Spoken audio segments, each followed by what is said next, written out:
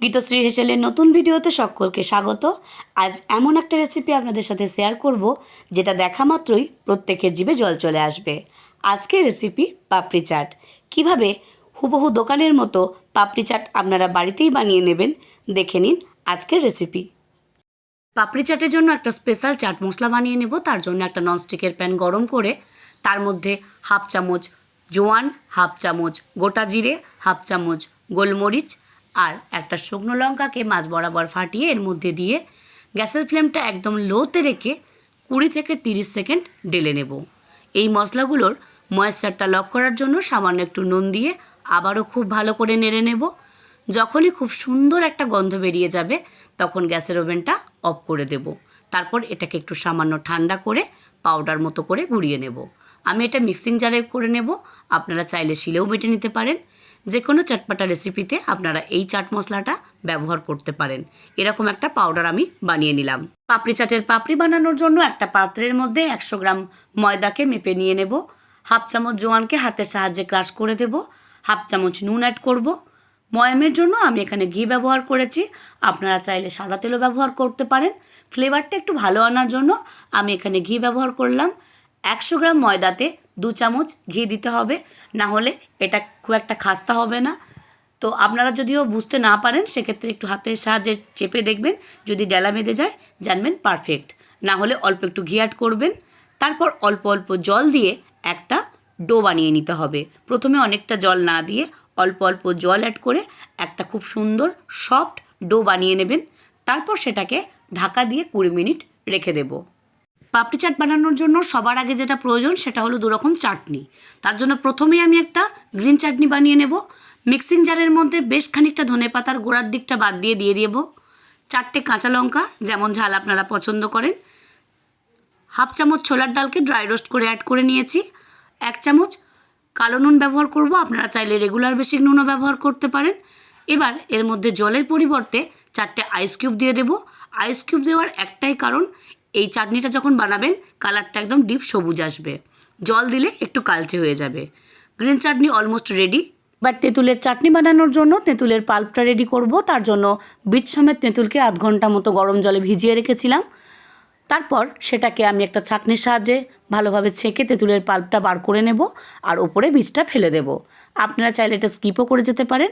বাজারে রেডিমেড তেঁতুলের পাল্পও পাওয়া যায়, সেটাও আপনারা ব্যবহার করতে পারেন, যেটা আপনাদের ইচ্ছা।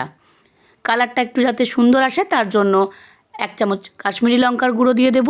এবার গ্যাসের ফ্লেমটা লোতে রেখে খুব ভালো করে লঙ্কা গুঁড়োর সাথে তেঁতুলের পাল্পটাকে মিশিয়ে নেব।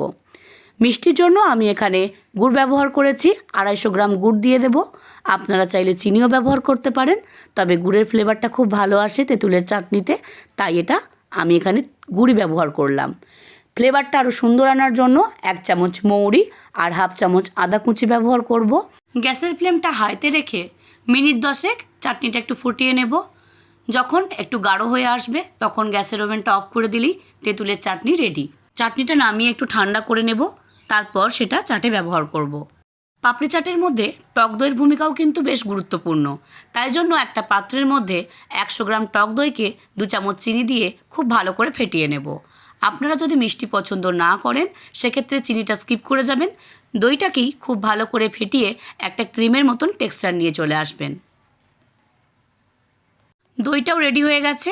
অন্যদিকে 20 মিনিট পর ঢাকা খুলে ময়দাটাকে খুব ভালো করে ঠেসে নেব। তারপর সেগুলোকে নেচির আকারে তৈরি করে নেব। আমি এখানে নেচিগুলো একটু বড় বড় রেখেছি রুটির মতো। তারপর সেগুলোকে বেলে নেব। আমি বেশ বড় বড় গোল গোল করে বেলে নেব, এটা যাতে পদ্ধতিটা একটু সহজ হয় সেই কারণে আমি একটু বড় রেখেছি। আপনারা চাইলে ছোট ছোট নেচি করেও করে নিতে পারেন। মোটামুটি একটা শেপ দিয়ে দেবেন, গোল হতে হবে তার কোনো মানে নেই। তারপর একটা কাঁটা চামচের সাহায্যে খুব ভালো করে সমস্ত রুটিটাকে আমি ফুটো করে নেব। এই কারণেই এটা কিন্তু পারফেক্ট একটা পাপড়ির আকার দেবে, মানে ফুলে উঠবে না। আপনি যত বেশি এটা ছিদ্র করবেন তত পাপড়িটা ফুলে যাওয়ার সম্ভাবনা কমে যাবে আর পারফেক্ট হবে। এবার ছোট একটা বাটির সাহায্যে আমি এগুলোকে গোল গোল পাপড়ির আকার দিয়ে দেব। চাইলে আপনারা বড় বাটির সাহায্যেও করতে পারেন। তো সব কটা হয়ে গেছে। এবার এক্সট্রার ময়দাটা আমি সাইড থেকে তুলে নেব। পাপড়িগুলো আমার বানানো হয়ে গেছে। বানানো ভীষণই সহজ। এই পদ্ধতিটা আপনারা অবলম্বন করতেই পারেন, সময়টা কম লাগে। আর না হলে ছোট ছোট নেচি করে সেগুলো দিয়েও আপনারা বেলে নেবেন। তবে অবশ্যই যেটা আপনারা বেলবেন সেটাকে ছিদ্র করে নিতে ভুলবেন না। একইভাবে বাকিগুলোকেও আমি বানিয়ে নিয়েছি। পাপড়িগুলোকে ভেজে নেওয়ার জন্য কড়াইতে বেশ খানিকটা সর্ষের তেল দিয়ে তেলটা গরম হয়ে গেলেই তার মধ্যে আগে থেকে বানিয়ে রাখা পাপড়িগুলো দিয়ে দেব।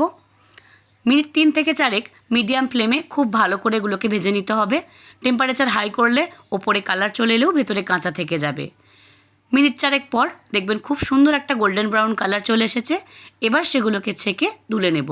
প্রথমেই বলেছিলাম খুব ভালো করে এগুলোকে ছিদ্র করে নিলে দেখবেন ফুলে উঠবে না। একদম পারফেক্ট পাপড়ি আপনি খুব সহজেই বানিয়ে নিতে পারবেন। এবার সেগুলোকে নামিয়ে নেওয়ার পর একইভাবে বাকি সব পাপড়িগুলোকেও আমি একই পদ্ধতিতে ভেজে নেব।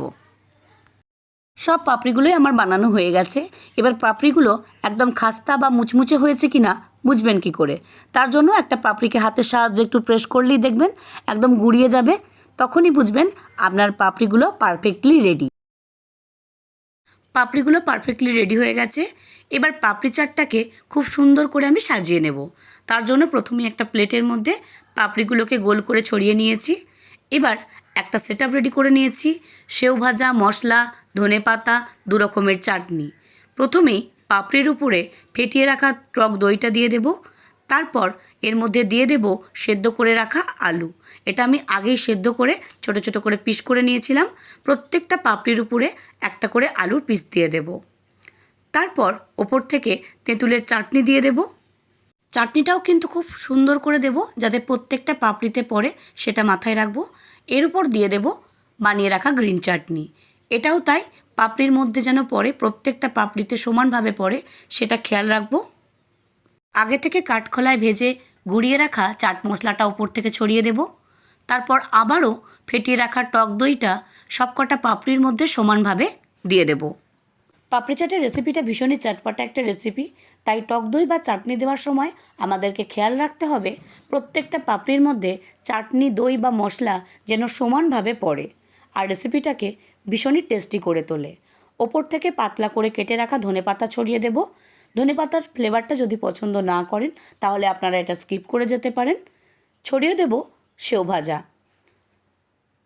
রেসিপিটা বানানো খুবই সহজ, তবে আমি এটাকে সেকেন্ডবার আবারও একবার লেয়ার করব দই এবং চাটনি দিয়ে। ভিডিওটা যদি আপনাদের ভালো লেগে থাকে বা দেখে আপনারা উপকৃত হন তাহলে অবশ্যই এটা একবার বানিয়ে নেবেন।